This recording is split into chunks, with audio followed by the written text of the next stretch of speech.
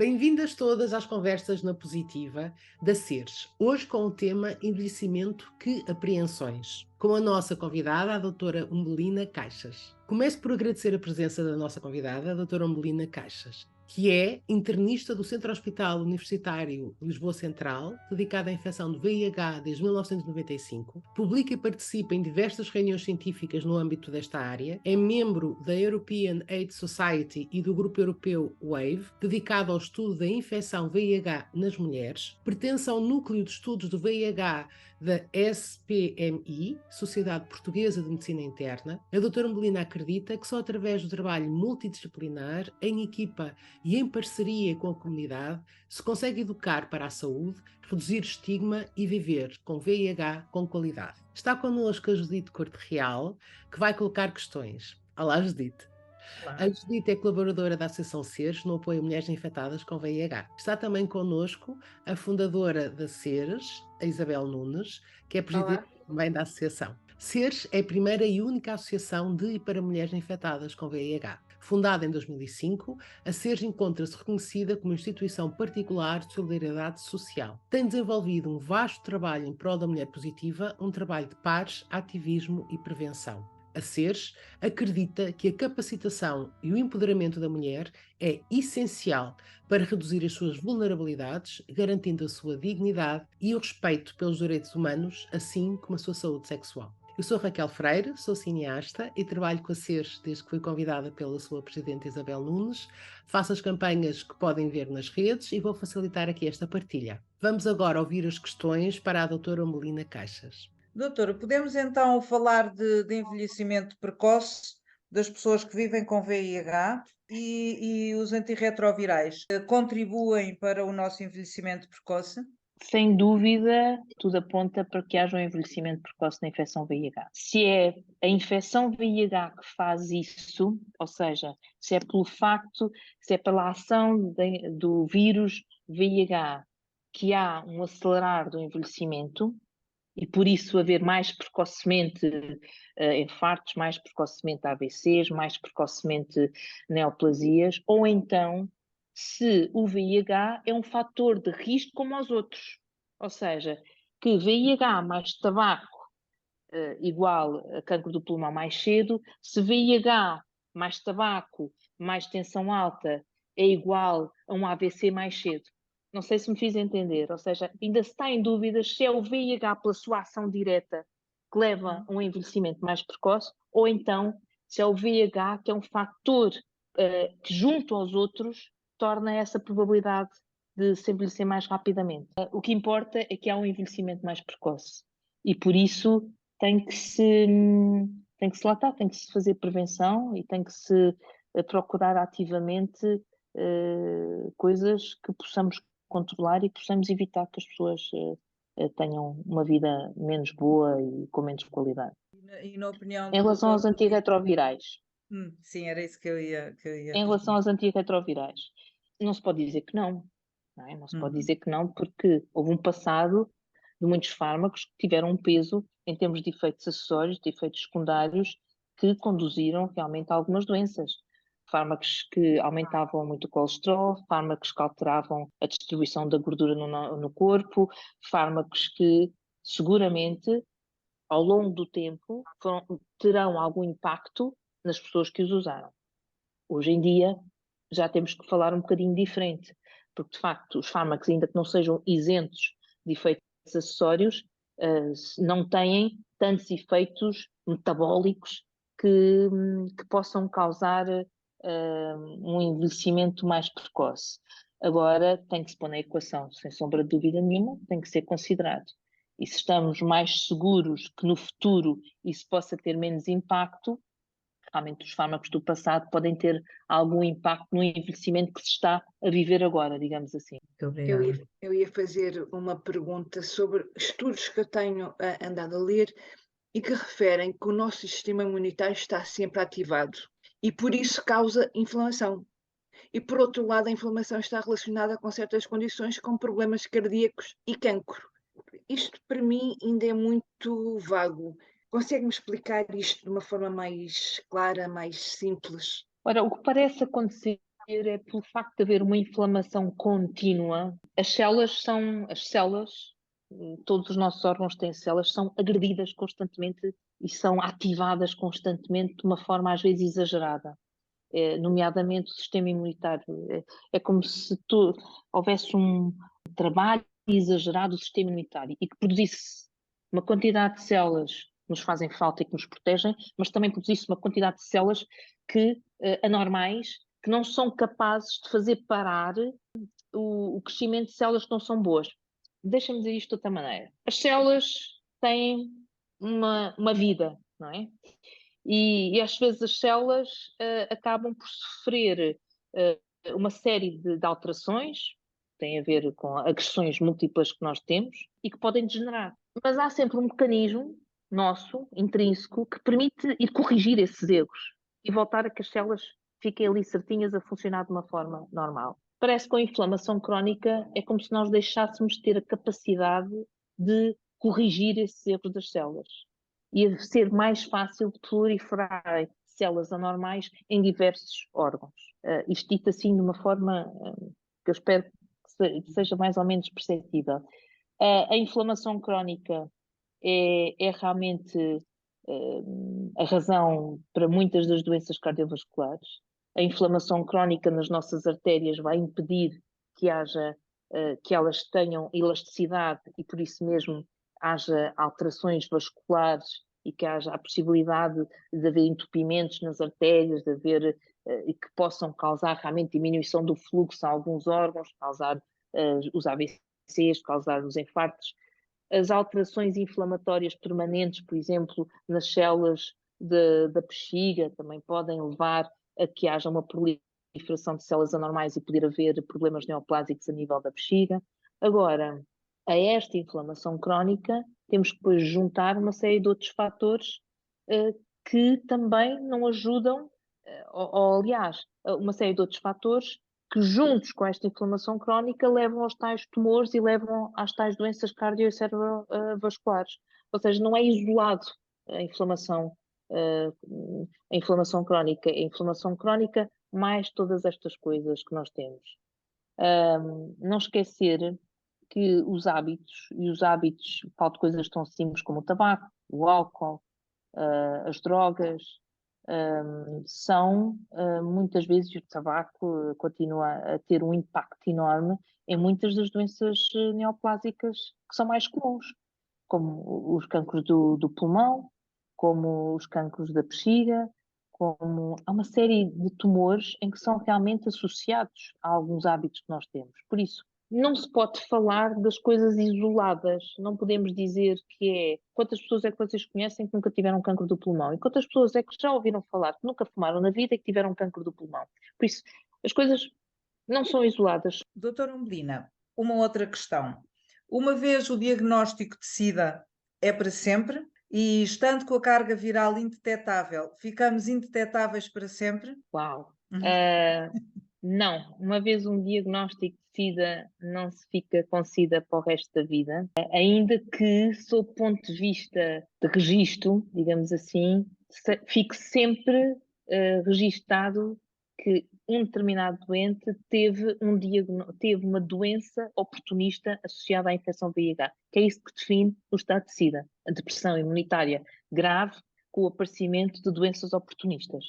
A verdade é que essas doenças oportunistas, algumas delas até são só controladas com a terapêutica antirretroviral, outras, para além da terapêutica antirretroviral, com terapêutica especificamente para elas, e as pessoas ficam bem, e a imunidade começa a subir, e a carga viral fica indetetável, e digamos assim que ficam com a situação controlada. E são pessoas que são infectadas pelo VIH, que não têm SIDA. Agora, sob o ponto de vista descritivo e sob o ponto de vista científico, para nós tem importância que aquele doente foi um doente que foi diagnosticado em estadio SIDA, porque foi um doente que foi diagnosticado com uma imunossupressão muitíssimo grave e que por isso teve infecções oportunistas.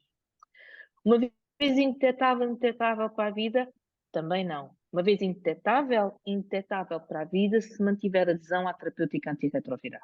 Não temos cura para a infecção antirretroviral, temos fármacos que controlam a infecção. Se houver adesão E se esta estiver controlada, então sim, ela manter-se-á indetetável para a vida. Doutora, eu vou fazer uma pergunta que tem a ver com esta, que é o seguinte: fazendo a terapia e estando indetetável, pode haver sendo fiel à terapia, pode haver um momento em que a análise vem com carga viral detetável, que são É verdade. chamados, eu sei que tem um nome, não me lembro qual é o nome, mas sei que isso tem um nome. São blips. Às vezes chamam-se Blips, blips. uma Às vezes coisa chamam-se assim. blips. Esses blips podem ter várias razões.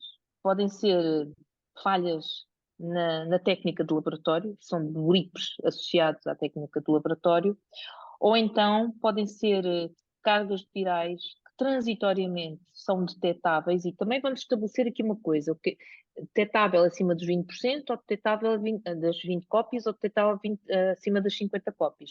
Por exemplo, eu no meu centro hospitalar utilizamos um nível de tensão as 50 cópias. Haverá outros que são as 20 cópias. Por isso, para mim, um blip é só quando os doentes me apresentam cargas virais acima das 50 cópias.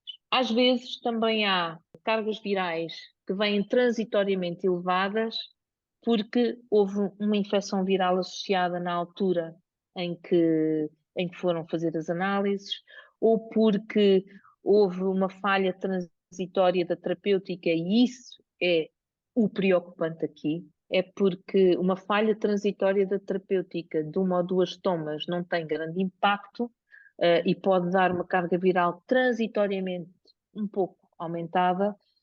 Falhas durante mais tempo podem dar cargas virais, por exemplo, acima dos 200, que nos preocupam um bocadinho mais e que nos fazem repetir a carga viral passado umas semanas outra vez.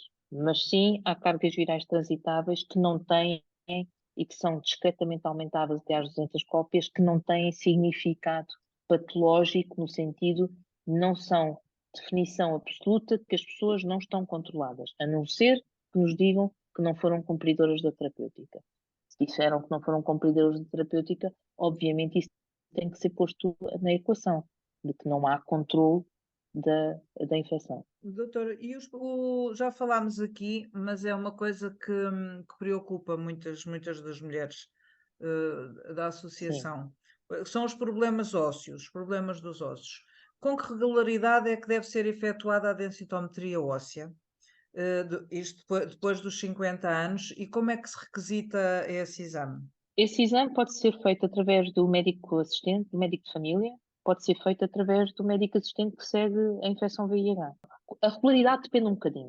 Depende um bocadinho, se uma mulher nunca fez nenhuma osteodensitometria aos 50 anos, tem que fazer uma. E de facto aí perceber se há osteopénia, que é a diminuição da densidade do osso, ou se há osteoporose, que é já realmente destruição do osso, ou seja, já é doença óssea efetiva. Depois, se já há osteoporose, tem que se fazer tratamento e daí a 24 meses, daí a 2 anos, repetir a osteodensitometria. Se só há osteopénia, o que as guidelines dizem é que se repita de 5 em 5 anos, mas isto depois também é doente a doente, é mulher a mulher. Porque se for uma mulher que tem, por exemplo, antecedentes de osteoporose grave na família, se é uma mulher que teve uma fratura, entretanto, aí se calhar temos que repetir mais precocemente e não esperar pelos 5 anos, independentemente de ser só osteopénia, ser só uma redução na densidade do osso e não ser já um osso osteoporótico. É importante que as pessoas saibam que há medicações para a osteoporose, se deve prevenir, mas depois há medicações para a osteoporose. A osteoporose é tratada hoje em dia na endocrinologia, na reumatologia, mas todos os hospitais, mesmo que não tenham reumatologia, a maior parte deles tem endocrinologia e há já terapêuticas para a osteoporose que, pelo menos, vão fazer com que não haja evolução do processo e que protegem as mulheres da possibilidade de uma fratura grave. Muito obrigada. A pessoa idosa está associada à menor força muscular, a dificuldades de raciocínio, a risco acrescido de quedas. Isto é pior na pessoa com VIH? A anemia é um risco acrescido no envelhecimento e, sobretudo, no envelhecimento da pessoa com VIH? Ambas as perguntas são pertinentes. A anemia é frequente na pessoa idosa e tem muitas vezes a ver, por exemplo, com carências alimentares só. sem ter a ver com doenças de base. As doenças que mais vezes se associam à anemia são coisas, por exemplo, do estômago, do intestino, mas não têm que existir para haver anemia. Às vezes basta haver déficit na alimentação de ferro, de ácido fólico, de vitamina B12, que são o suficiente para poder causar anemia. Em qualquer idade, mais frequentemente nos idosos, porquê? Porque tem a ver com o tipo de alimentação. Há muitos idosos que, olhem, por exemplo, uma simples coisa como não terem uma arcada dentária como deve de ser, não conseguirem mastigar como deve de ser, porque não têm prótese, porque têm falhas nos dentes e começam a comer comidas mais pastosas. Deixam de comer carne, deixam de comer peixe com tanta frequência, ainda que seja molinho, não é tão saboroso como as papas ou fazer rapidamente umas sopas de leite, como se diz aí comumente, não é? E a ausência de legumes, a ausência da carne, a ausência do peixe com tanta frequência como antes, acaba por lhe dar déficits nestas vitaminas que são importantes para a anemia, por exemplo. O ferro, mas lá está, não tem é que ser mais frequente na infecção VIH. Isso não. Ou seja, é tão igual como. Antigamente, por causa de alguns fármacos, falávamos no aumento da frequência da anemia nas pessoas vivendo com VIH. Não agora. Agora não. Eu diria que, ainda que não tenha aqui estudos para vos dizer, nem números, eu diria que neste momento o risco de anemia é igual em qualquer idoso, tenha ele VIH ou não. A fragilidade associada ao idoso e a fragilidade associada ao VIH.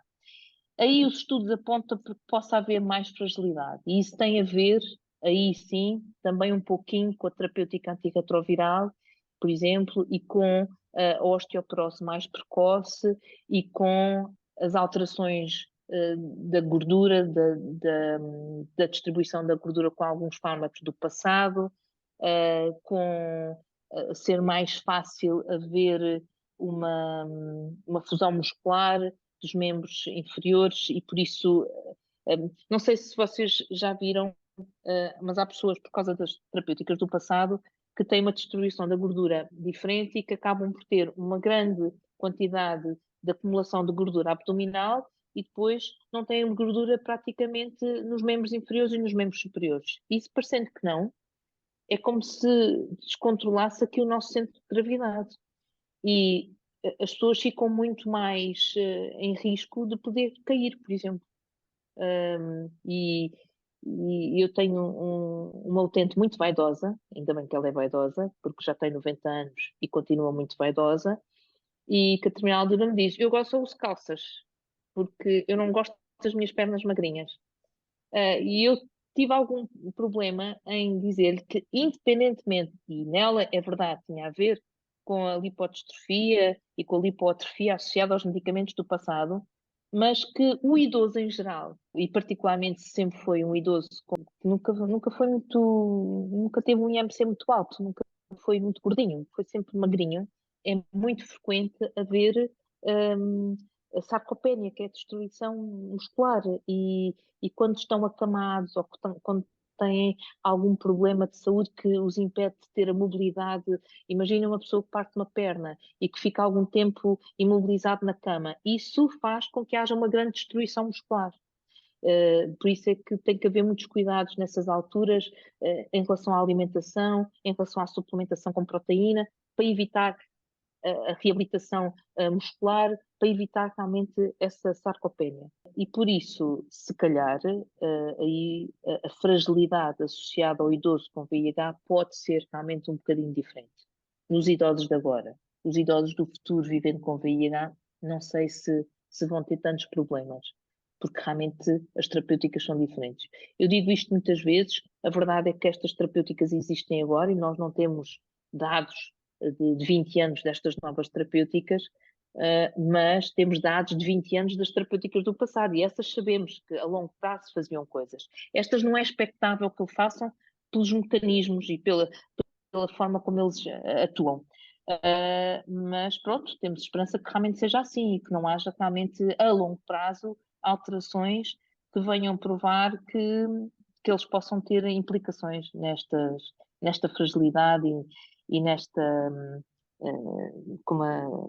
risco acrescido de quedas. o risco acrescido, há uma coisa que a gente tem que pensar, que é na saúde mental. E a saúde mental, por exemplo, alguns estudos mostram que estes novos fármacos aí podem ter um impacto diferente. Pode haver um impacto no aumento da depressão, por exemplo, de alguns destes novos fármacos. Tem que se estar vigilante com esses doentes, tem que se perceber isso e caso seja verdade, e caso o doente refira que com o início de um novo esquema terapêutico acha que o seu humor mudou, que as pessoas dizem que eles andam muito mal-humorados, que não têm paciência, se o doente acha que está hipoativo, que não se relaciona tanto com os outros, no trabalho, na família, pronto. Isso são sinais de alerta para nós tentarmos ver se é preciso modificar as terapêuticas.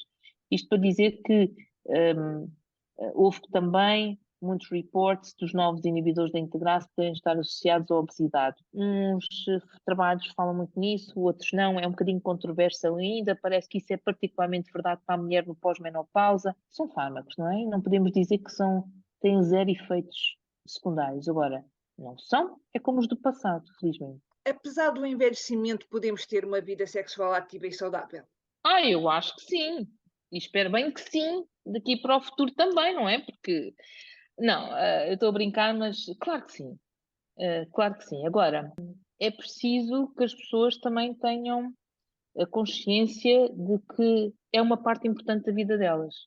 Há pessoas que fecham essa parte da vida delas, algumas muito cedo, só perante o diagnóstico, outras porque à medida que vão envelhecendo acham que não têm que gostar de sexo ou que não têm que ter relações sexuais ou que não têm que procurar namorados, namoradas, o que seja, porque a idade assim os não permite, porque já são idosos. Não, nada disso, nada disso. O sexo faz parte das nossas vidas, vai fazendo parte das nossas vidas de forma diferente ao longo da vida. Se calhar nós temos exigências diferentes quando temos 20 anos, quando temos 30, 40, 50, 60 e 70. Agora, há uma coisa que eu acho que é verdade e que sei agora e que espero que saiba mais tarde, é que para se viver uma vida sexual saudável, já não se vive uma vida sexual saudável sozinha, salvo algumas raras exceções e algumas... quando se quer viver uma vida sexual saudável a dois, a outra pessoa tem que estar muito envolvida e tem que saber exatamente quais são as nossas dificuldades. E nós, as mulheres, às vezes temos alguma tendência a não expressar exatamente o que nos vai na alma quando toca a sexo. E a responder muito às necessidades dos parceiros no que toca a sexo. Querem muito ter relações, independentemente de me gostar e de eu não ter muita vontade. É como se fizesse ali um favor ao parceiro. Não, isso não pode existir, porque isso não é saudável para nós, de forma alguma. As mulheres às vezes escondem muito o facto de não estar a relação sexual, particularmente quando é de penetração, não ser muito agradável para ela. No pós-menopausa, a mucosa está muito mais seca, muito mais friável e dói nas relações sexuais. Nem sempre abre o que está a acontecer ao médico, quanto mais ao parceiro. E tem que abrir. Para já, ao médico, porque há coisas que podem ser feitas para melhorar esses sintomas. E ao parceiro, para o parceiro perceber que se calhar tem que fazer as coisas de outra maneira e que há outras coisas que nos agradam mais neste momento. A propósito disso, há agora uns anúncios ótimos também, uma publicidade que diz molhada é melhor. Também já vi. Mulheres a usarem lubrificante exatamente exatamente para evitarem lesões. E já olharam para essas mulheres? São todas novas. E o anúncio. Essas mulheres são todas novas. É para não rotular que aquilo só serve para mulheres mais velhas. Não. Aquilo é para a mulher. A mulher, antigamente só se falava em lubrificantes para os homens, ninguém falava em lubrificantes para as mulheres, que as mulheres usassem lubrificantes. Não, e cada vez mais realmente há uma abertura maior das mulheres em falar de sexo, das mulheres em exprimirem realmente as necessidades que têm. Não somos todas iguais. E umas gostam de umas coisas, outras gostam de outras coisas. Agora, o que se tem é que falar com o parceiro exatamente o que é que se quer. E como é que se vive melhor a sexualidade. Porque senão é uma coisa a dois, eu acho que não se consegue nunca viver muito saudável o sexo, acho eu. Eu não sou sexóloga, eu sei que vocês já tiveram uma vez uma reunião com uma sexóloga, não foi? E às vezes era nesta altura, nestas perguntas, tinha que haver aqui uma outra opinião e dizer como é que é. Agora, eu irrita-me que alguns filhos achem que os pais não têm sexo. Irrita-me que alguns filhos que vêm visitar aqui os pais, senhores com 80 anos, senhores com 90 anos, e quando os senhores se queixam, ou que lá no lado existe um senhor, uma senhora com quem queriam estabelecer uma amizade, que isso seja impedido pelos filhos, quase de uma forma é impossível, não pode Isso é ser. quase, doutora, peço desculpa de interromper, isso é quase como uma troca de papéis. Faz lembrar um bocado os pais que querem evitar que os filhos adolescentes tenham uns namorados e umas namoradas porque acham que eles ainda são muito novos para aquilo. E depois, quando chega a uma determinada idade, mudam-se as posições e alteram, Os não é? papéis se É invertem. verdade, São os filhos e são é os filhos verdade. que dizem, por amor de E Deus, mas o que é que a mãe ainda pensa nisso? O que é que o pai ainda pensa nisso? Mudam-se namorados no lar, namorados nas instituições em que vão só durante a tarde, nos nos centros de centros de dia, dia. namorado ou namorada nos centros de dia, mas que disparate vem a ser este. E não percebem que às vezes isso não passa de estarem sentados lado a lado no mesmo sítio, de beberem o chá ou almoçarem na mesma mesa, de irem ao jardim juntos, de partilharem conversas dos filhos, às vezes não passa disso, mas para eles é sentido como uma relação amorosa, uma relação sexual à sua maneira. Dão a mão. E alguns têm relações sexuais, pois têm, e os E há uns homens que procuram casam, muitas e há os vezes que casam. Há casamentos e têm nos lares de relações, e idosos. o problema das relações às vezes é porque, por quererem esconder e por quererem procurar relações fora do seu Uhum. ambiente normal, procuram trabalhadores do sexo e acabam por ficar às vezes infectados, porque infelizmente nós ainda não temos uma legislação que nos permita proteger todos os trabalhadores do sexo e assim proteger também a população. E todas essas coisas existem porque o sexo faz parte da vida das pessoas. No outro dia diziam-me, isso não é verdade. Eu às vezes acho piada a forma como os mais novos falam dos pais, esquecendo deles que alguns dos pais deles têm a minha idade. E eu fico a pensar, pois eles realmente acham que nós somos assexuados a partir de determinada altura. Acham que nós não temos interesse nenhum na coisa. E que, ora, isso não é verdade. E aqueles que passam pela consulta de medicina e imunodeficiência, o pensamento deles muda um bocadinho. E era isso que se discutia aí há tempos, porque estavam muito impressionados com um senhor que tinha sido infectado agora com 70 anos. Pois foi. Então, é um senhor que tem uma vida sexual ativa ainda, se calhar à custa de fármacos, claro, mas ele precisa, ele sente necessidade, e não deve nada a ninguém, não tinha uma relação estável com ninguém, por isso procurava satisfazer esse seu outro lado que os filhos desconheciam, porque também nunca quiseram saber ao certo. E o senhor não estava alertado para aquilo que devia. E vocês vão dizer, mas como é que hoje em dia as pessoas ainda não estão alertas? Não estão. As pessoas não estão alertas para as coisas. As coisas continuam só a acontecer aos outros. É independente do grau de escolaridade. Antigamente, essa maneira diz, não sei o quê. Não, não, não. As pessoas continuam a achar que só acontece aos outros. E continuam a achar que as pessoas, esquecendo-se que alguém pode transmitir o vírus sem saber sequer que está infectado. A quantidade de pessoas que transmitem sem saber que estão infectadas. E nessas pessoas é só quando alguém diz, quando alguém pergunta, uma vez fez um teste de VIH? Não, quer fazer o teste de VIH? Acha que deveria fazer um teste de VIH? Que as pessoas dizem, se calhar devia. E é nessa altura que o fazem. Ou então, alguém um bocadinho mais alerta que diz, pois realmente, se calhar eu devia fazer um teste de VIH. Mas eu não sei números, não sei se as pessoas a partir dos 50 anos procuram assim tanto fazer testes de VIH, acho que não, mas não tenho números para vos dar. Os mais novos, sim, porque têm cada vez mais, e nós temos cada vez mais problemas em pessoas mais novas, do género de haver muita relação de risco não protegida e não querendo, ou seja, é uma coisa consciente, é uma coisa que eu não quero ter relações sexuais protegidas. E por isso fazem regularmente os testes. Agora, os mais velhos, para além de não estarem alerta, acham sempre que a eles não. Isso é ainda coisas daqueles mais novos, daqueles mais destrambelhados da cabeça, daqueles que andam para aí a fazer coisas que não devem, tomar porcarias. Não percebem que é uma coisa do sexo. Pode ser uma coisa só do sexo. Outro problema no envelhecimento, que isto prende-se mais com os homens, eu não vejo isto muito nas mulheres, que é o uso de drogas que desinibem muitas pessoas e que, pela desinibição, conseguem ter relações sexuais sem problemas, digamos assim, de uma forma desinibida, com quem quer que seja, Sem com quem quer restrição, que não é? Sem, procurem. sem restrição.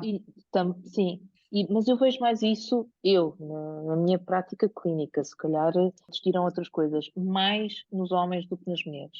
As mulheres continuam a ser muito mais preocupadas com onde é que procuram sexo e como. Não sei se mais alertas da infecção VIH, isso não sei, mas um bocadinho têm mais problemas em procurar do que os homens ainda. A diminuição da libido assusta tanto uns como outros, assusta tanto as mulheres como assusta os homens. As mulheres se calhar não ligam é tanto e o homem liga muito mais. As mulheres, a diminuição da libido, pronto, enfim, às vezes até acham que é natural, porque estão na menopausa, é natural e não procuram sequer ajuda nesse sentido. E às vezes há mulheres que ainda estão longe da menopausa, têm uma diminuição da libido e não procuram ajuda nesse sentido. Não questionam a ginecologista, não questionam o médico. Hoje em dia já há consultas de menopausa e hoje em dia já há consultas muito dirigidas para os problemas da menopausa. Não sei, aqui em Lisboa, eu sei, por exemplo, que na MAC existe, eu já mandei algumas doentes, porque é preciso perceber o impacto da menopausa nas mulheres e é preciso perceber que há muita sintomatologia que as mulheres sentem que tem só a ver com a menopausa. As queixas articulares, que parece que todos os dias são diferentes e mais. Umas vezes nos ombros, outras vezes é nas ancas, outras vezes é nos joelhos, outras vezes é... Mas parece que há sempre uma dor. As noites mal dormidas, que até tomam um medicamento para dormir, mas não dormem bem, acordam sempre cansadas. Os suores noturnos que assustam muito, parece que pensam logo na tuberculose, pensam logo em linfomas e coisas más, porque as pessoas só estão habituadas a pensar nos afrontamentos. E tudo o que foge um bocadinho dos afrontamentos parece que não tem nada a ver com a menopausa. E a verdade é que há uma série de outras sintomatologia. As infecções urinárias, há mulheres que são medicadas e medicadas e medicadas para infecções urinárias. E às vezes não são infecções urinárias. É uma mucosa vaginal seca que acaba por causar sintomas muito parecidos. As células da bexiga são muito parecidas à da vagina e aquilo às vezes realmente complica e dá queixas muito parecidas. Agora, as pessoas foram muito educadas porque os afrontamentos é realmente o ex-libris da menopausa. E por isso há mulheres que passam mal na menopausa sem se perceber e sem se conseguir agir aí, porque às vezes basta pequenas doses de estrogénios e de fármaco para poder realmente melhorar a qualidade de vida das mulheres na menopausa. Por isso, é a minha função não medicá-las, mas é pelo menos minha função identificar essas queixas e ponderar se vale a pena ir a uma consulta de menopausa para perceberem se fazendo alguma terapêutica melhoram. E isso tivemos muito esquecidos durante muito tempo. Agora damos muito mais valor, mas durante muito tempo tivemos esquecidos da necessidade que é de agir na menopausa e de tentar corrigir o déficit hormonal da menopausa. Só dá pouco tempo para cá é que se tem vindo a dar a importância devido à menopausa, porque antigamente era normal, a mulher entrava na menopausa e pronto, e tinha que ser aquele declínio porque estava na menopausa e não havia remédio, era assim. Hoje em dia realmente ainda bem que a medicina está tão avançada. Mas os médicos, houve um inquérito europeu sobre isto e os médicos estão muito pouco alertas para a menopausa. Era a percentagem de médicos que ativamente perguntavam às mulheres entre os 45 e os 50 anos se tinham sintomas que pudessem estar associados com a menopausa era ínfima, era abaixo dos 10%. Por isso, isto a nível europeu. E depois, quando se perguntava se os médicos homens tinham, e desculpem-me os homens, mas se os médicos homens tinham menos cuidado do que os médicos mulheres, também havia diferença. Realmente parece que os homens não se lembram que nós temos menopausa. Pronto. porque é que eu me lembro mais da menopausa? Eu lembro da menopausa porque eu ouvi falar da menopausa muito cedo, e as mulheres VIH, e a menopausa, e as mulheres VIH, e a menopausa precoce é ou não é, existe ou não existe, e porque sou mulher, e porque já passei a menopausa, parecendo que não, as nossas experiências depois também ajudam a ficarmos mais alerta para estas coisas, não é? Por isso acho que também é um bocadinho por aí. Agora, ativamente, na consulta, estamos muito mais alertas em perguntar à mulher pelos sintomas e em perguntar à mulher se quer ajuda nesse sentido. Não sabendo medicar, enviamos claramente para a ginecologia. Eu ia aqui voltar um bocadinho atrás, novamente Hum. para a sexualidade, e a referir que no nosso grupo existem mulheres que depois de muitos anos sozinhas decidiram, aos 50, aos 60, casar, retomar a vida sexual ativa e saudável, com parceiros muitas vezes que são seronegativos, portanto que não têm VIH, e referir, salientar que uma pessoa em tratamento antirretroviral e com carga viral indetetável não transmite o VIH e, portanto, é possível ter uma vida sexual ativa e natural. Quero convidar para quem ainda não viu e ouviu as nossas conversas na Positiva, Amor na Positiva, ouçam as mulheres a falar de amor, a falar de sexo, a falar das suas vidas. Posso então pôr a minha última questão? Doutora Umbelina, como ultrapassar todas estas dificuldades e desafios, assim de uma maneira geral, como ultrapassar todas as dificuldades e desafios? E está o nosso sistema, quando falo de Sistema Nacional de Saúde, Segurança Social, etc., estão preparados para o envelhecimento das pessoas com VIH? Ó, Judite, eu vou começar pela última. E o nosso sistema não está preparado para o envelhecimento da população em geral, ponto. Não está. E prova disso é que nós, neste momento em que a esperança de vida está muito mais alta, não temos instituições suficientes para indivíduos idosos e temos doentes que ficam hospitalizados durante muito tempo para poderem ter um lar para onde ir, mesmo depois da sua situação clínica estar despachada e estar ótimo e estar controlada. Isto só mostra que realmente não há respostas suficientes. Não há resposta suficiente da Segurança Social, isto nem toda a gente tem possibilidade de pagar uma instituição para ficar e ser cuidado, não é? Pronto, isto quando pensamos que chega-se a um ponto em que é preciso cuidar. Depois, se está preparado para os desafios, não está preparado porque, por exemplo, o desafio às vezes passa por exemplo, por medicina física e reabilitação. Há pouco falávamos das fraturas e há pouco falávamos da fragilidade e às vezes empoderar as pessoas para viverem o seu envelhecimento de uma forma com mais qualidade é dar-lhes a possibilidade de terem uma reabilitação para isso. Terem fisioterapia, terem reabilitação muscular e vocês sabem, se calhar melhor do que eu, que é muito difícil conseguir-se, através da Segurança Social, reabilitação motora, reabilitação cardíaca, reabilitação respiratória para doenças crónicas, tem toda a importância para se poder viver de uma forma saudável. Porque não vamos esperar viver até aos 90 anos ou até aos 100 anos sem doenças. Não vamos, não podemos. Não é possível, não é impossível, porque se calhar há para aí pessoas que realmente nunca tiveram nada de importante, mas olha, mais que não seja, são pessoas em que há uma diminuição da acuidade visual, em que deixam de ver tão bem, e só isso já é uma limitação. É uma limitação que exige muitas vezes o apoio de terceiros para se poderem deslocar e para poderem em casa tratar das suas coisas. E às vezes só essa limitação leva a que as pessoas tenham que ser institucionalizadas pelo menos parte do dia, porque sozinhas não podem estar. E como é que podemos contornar todas estas dificuldades? Tem que haver uma procura ativa de fatores de risco que, quando nós temos mais que 50 anos, possam levar a que desenvolvemos patologias crónicas que nos deem debilidades. Essa procura deve ser nossa e deve ser do nosso médico. Deve ser vossa e deve ser nossa.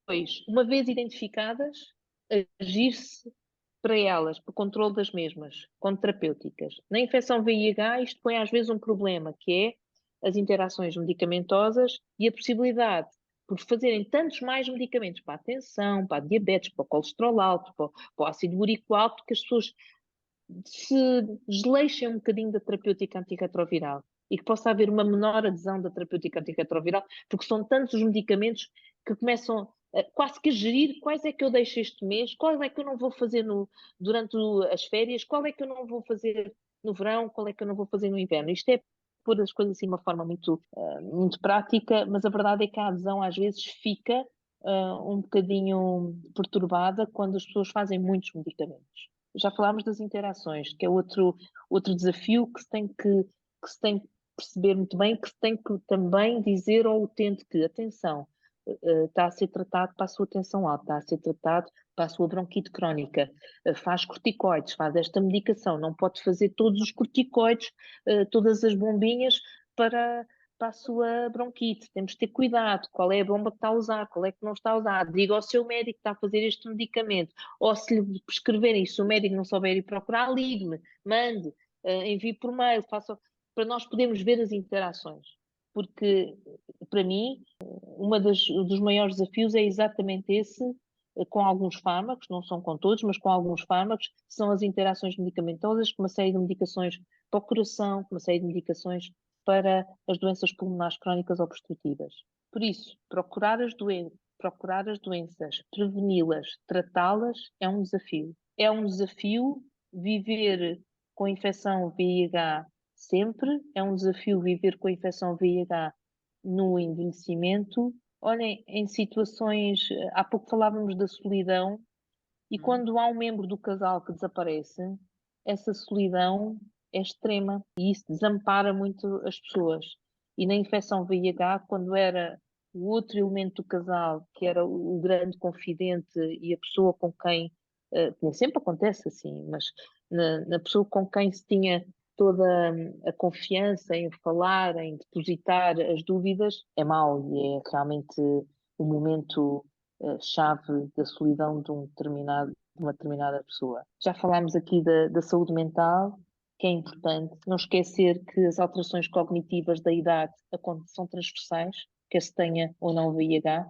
Essas alterações cognitivas estão muitas vezes associadas a doenças cerebrovasculares, estão associadas a pequenos AVCs que se vão instalando, ou ao AVC que se instala. Essa diminuição ou essa alteração do cognitivo vai levar com que as pessoas fiquem mais dependentes, e isso é realmente um desafio. E, entretanto, estes desafios todos só podem ser comatados olha, como instituições como a SER, em que estão alerta para estas dificuldades.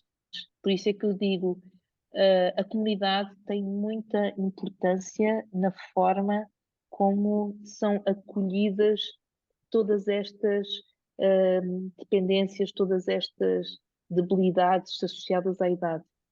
Nós somos todos responsáveis pelo nosso envelhecimento. Somos todos responsáveis por tornar o envelhecimento uma coisa com mais qualidade. E há pouco falámos de atitudes da sociedade em relação a isso. Há também associações de jovens que visitam idosos. O problema depois, há tempos, uma senhora muito desgostosa, e aliás acho que até surgiu na televisão, que é o aproveitamento do idoso, é o aproveitamento da fragilidade e da sinceridade do idoso nestas ajudas, não é? Porque às vezes quem nos bate à porta não é assim tão sério. E por isso, quanto mais organizada a comunidade estiver em serviços de apoio ao idoso, que às vezes é só bater à porta, saber como está, e isso acontece. Eu não sei se acontece muito em meios urbanos como o nosso, mas em meios rurais isto acontece.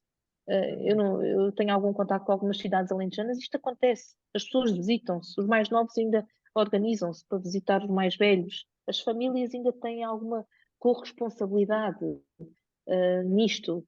E nós aqui não, nós não fazemos muito isso.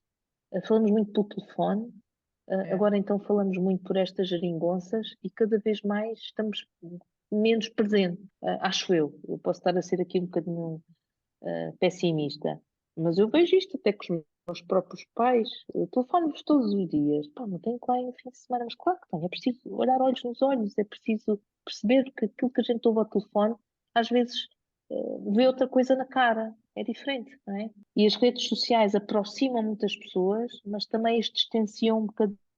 O Covid veio trazer-nos esta grande revelação de podermos continuar a conversar e a conviver com todos estes gadgets, mas deixámos de dar tantos abraços e deixámos de dar tantos beijinhos e deixámos de estar tão próximos, acho eu.